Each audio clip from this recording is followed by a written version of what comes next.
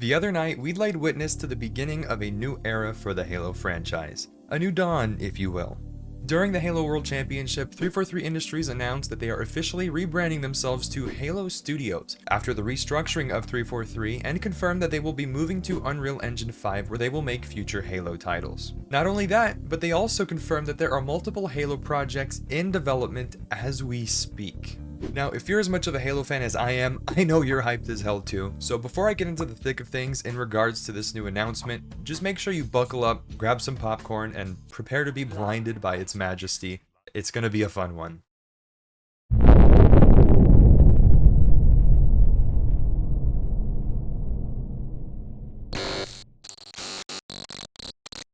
At the Halo World Championship in Seattle on Sunday, October 6th, right before the grand finals took place, 343 had a little surprise to show everyone that they'd been hinting on for the past day or so. And when the time came, the new studio head, Pierre Hintz, and a few others from the studio made an appearance on the broadcast and talked about something they've been keeping secret from the public for a little while, or at least trying to.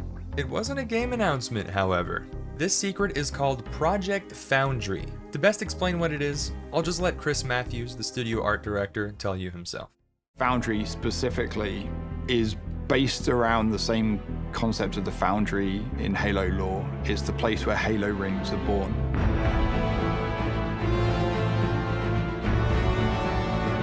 It's not a game, it's a research project for our studio so we can prepare ourselves for the next steps of making Halo games.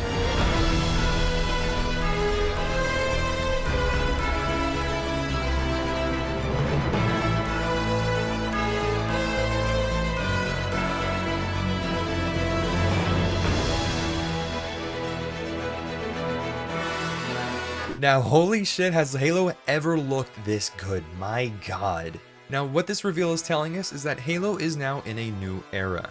Gone with 343 Industries, whose name has tarnished Halo's legacy over the past decade. Gone with the old management who sucked up to Microsoft's corporate interests. Gone with the lack of communication and the old way of developing Halo titles with the mangled and mutated mess that is the old Blam engine. Enough with that, throw it out the window. This is what Halo will be for the foreseeable future, and I couldn't be more excited.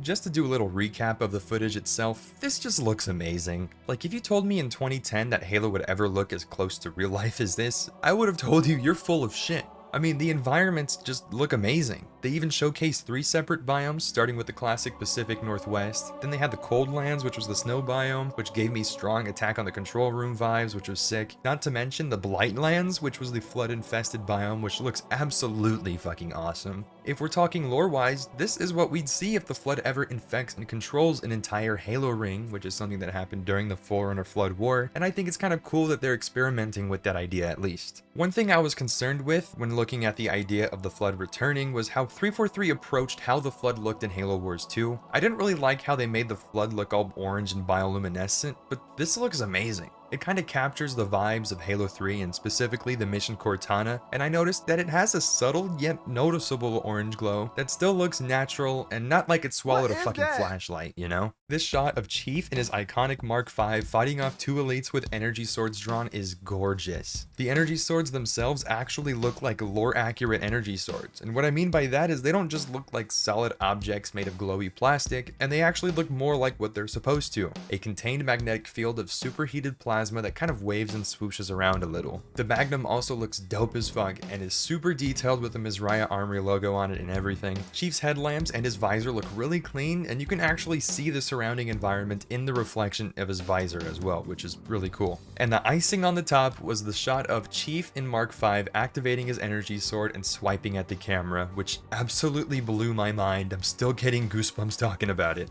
And here's the thing, Unreal Engine allows the developers to pull any asset from any previous Halo game, whether it made the final game or if it was cut content, and bring it into UE5, upscale it, maybe tweak it a little, and put it in any future Halo project they want. Things like the Sharkoi or the Blind Wolf, or even the Elite Shields from Halo Combat Evolved, or even the Halo 2 Warthog run that never made the final game but is still in the files, even the Halo 3 boat driving section that never made the final cut, you know? Bringing back any content from the entirety of the Halo franchise now becomes infinitely more possible when you move to Unreal Engine 5.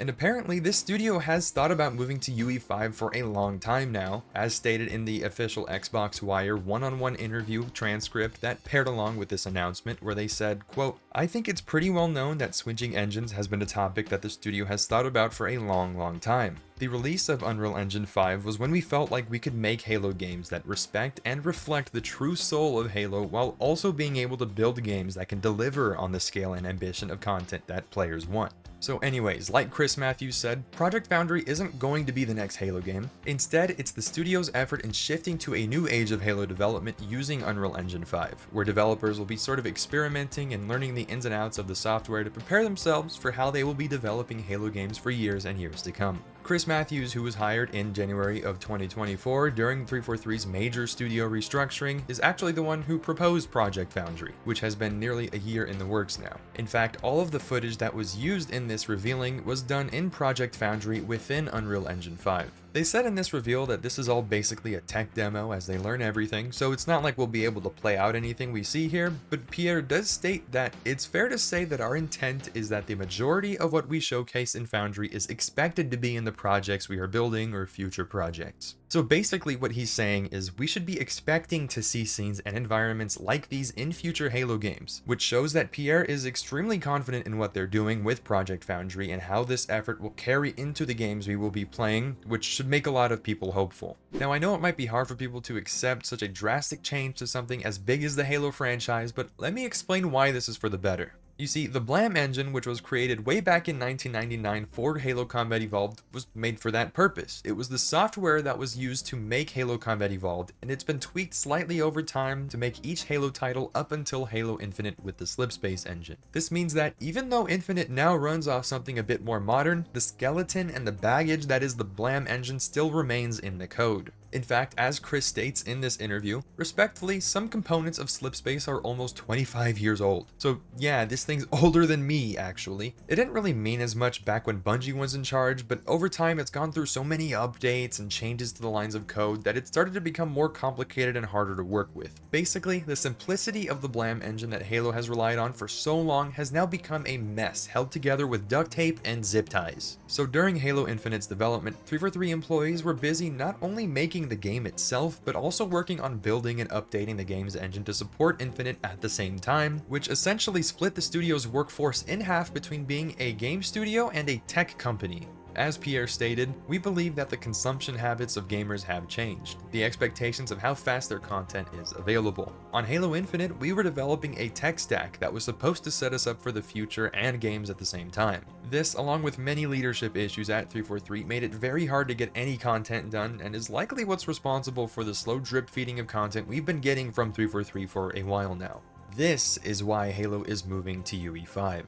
In the interview, they state that, quote, "As gaming evolves and players increasingly point out how long it takes to see new games from their favorite series, the team at Halo Studios felt the need to react. As COO Elizabeth Van Wyck puts it, the way we made Halo games before doesn't necessarily work as well for the way we want to make games for the future. So part of the conversation we had was about how we help the team focus on making games versus the tools and the engines. Adopting Unreal means Halo Studios is more able to create games with a focus that can satisfy fans, even setting up multiple teams to create different games simultaneously. But Unreal also comes with inbuilt benefits that would have taken years of work to replicate with Slipspace. Although 343 were developing it continuously, there are aspects of Unreal that Epic has been developing for some time, which are unavailable to us in Slipspace, and would have taken huge amounts of time and resources to try and replicate.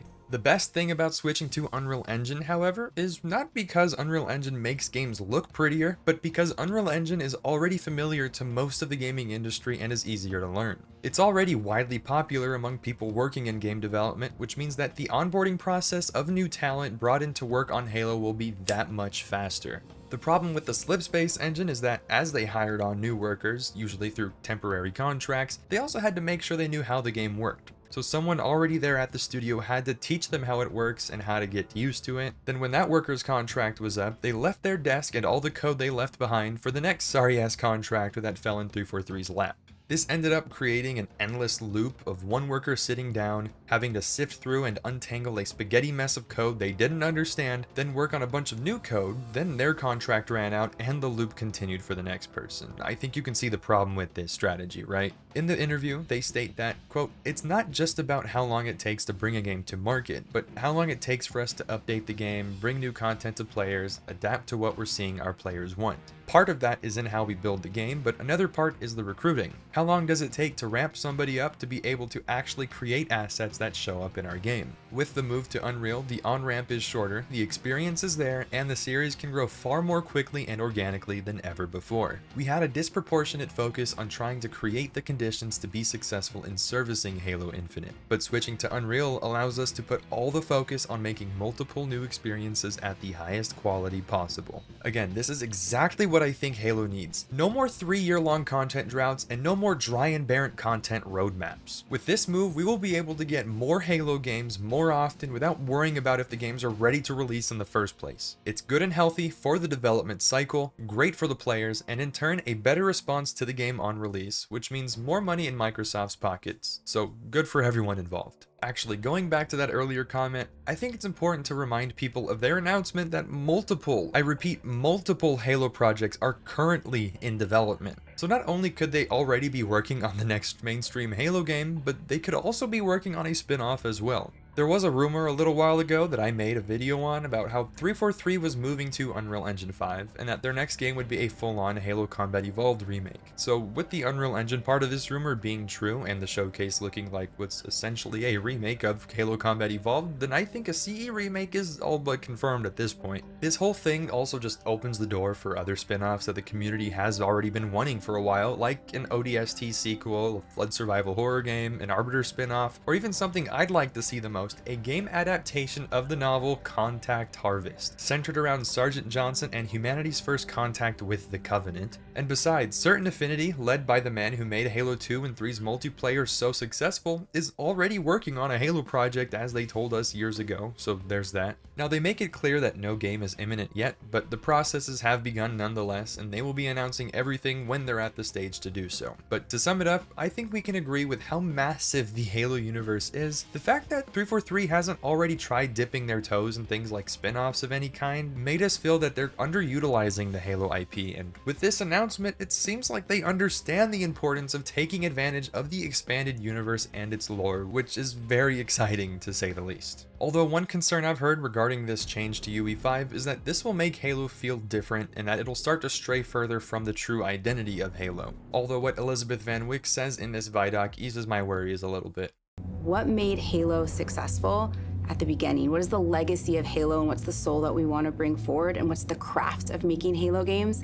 And how do we set our studio up best to go deliver on that? So one thing I wanted to touch on with this is the concern that Halo's physics and its general feel won't carry on to Unreal Engine with this engine switch. The thing is, Halo's physics and the way it feels has a lot to do with a plugin that they put into the Blam engine called Havoc. The thing about this engine switch is that Havoc is a plugin that they just included into the Blam engine. So they're able to take Havoc as it existed in the Blam engine and plug it right into Unreal, so there's no reason why a classic Halo feel wouldn't be replicable in Unreal when they are making future Halo titles. As said in the interview by Pierre, we're thinking about the intangibles, the interaction with the Master Chief or your Spartan or the enemies. We are very careful about the decisions we're making in that space, down to the precision and authenticity of the weapons, the authenticity of the animations. There are a list of nuances which we use to verify that we're on track. Basically, what they're saying here is they're being extra careful with how everything works and getting everything down as far as how the game looks, feels, and operates in order to make sure they're keeping themselves in check when it comes to how they're maintaining Halo's core identity, which is very promising. Now, I understand anyone out there that's skeptical about the studio and those who don't feel like they've changed at all and they're still not learning from the mistakes of the past. I promise, I understand how you feel. I've been disgruntled with 343 as much as you have. The thing that not a lot of people realize at the basic surface level of everything is this studio has, for the last couple years or so, gone through an enormous amount of restructuring and reorganizing behind the scenes. Bonnie Ross, the old studio head who took over after Bungie left in 2010, has been sacked about 2 years ago. Chris Lee, who kind of sabotaged Halo Infinite's development by hiding its unfinished state before release, has been kicked to the curb as well. They also fired Frank O'Connor, who started as a community manager and somehow ended up being the franchise director, where he then started talking shit about the community when it didn't agree with the direction he took the franchise when Halo 5 launched. Also, one more person I forgot about, Kiki Wolfkill, was also kicked from 343 in January of last year. She was a big executive at the studio during Halo 4 and Halo 5's development, and most importantly, she was the executive producer of the Halo TV show, which was a huge steaming pile of dog shit, so that's worth noting. In summary, these guys were largely in part responsible for the lack of content that was produced for Halo Infinite. There were reports from former developers who worked during this time who said that they were grouped into bubbles of developers barred from outside partnership and collaboration. There were also moments when the whole studio would get together and have playtesting days or share ideas of what their own Halo games would look like, only for the leadership to not be present, or whenever someone spoke up or even presented their own well thought out game ideas to them or Microsoft, they would get shot down, and worker morale was pretty low as a result. Microsoft's contracting issue, like I stated earlier, did not jive well with having to work with the Slipspace engine either. Combine all of this together and you get a scenario in which the studio isn't making a lot of progress and they're also not communicating to their audience. And we all know where that led us. My point is that with this new management, starting with Pierre Hintz as the studio head, Elizabeth Van Wyck as the COO, Chris Matthews as the art director, and all the others, this studio is not the 343 Industries of the past. This studio has gone through and cleaned house, and then replaced with a new group of leaders who all share the same vision. Remember how bad MCC was when it launched? It was actually unplayable because the old management allowed it to get that bad and released it anyways. Well, Pierre was tasked with one thing and one thing only, fixing MCC. Not only did he fix MCC, he made it better. He did such a good job spearheading the effort to fix MCC, in fact, that it got to a point where they launched MCC on PC in a big announcement years later that brought newfound hype and excitement that the franchise had for the first time in a long while. He's also not a real big fan of talking in front of a camera and would rather keep quiet and focus on the work side of things, which is comparable to how Bungie ran things. He has found to have quality leadership skills, and for that, he has my trust as a Halo fan who's excited for the future. So again, spare me with the argument of, oh, it's the same company, just a different name, when obviously people just haven't been paying attention. And it's not your fault either, they're trying to keep all this hush-hush by design.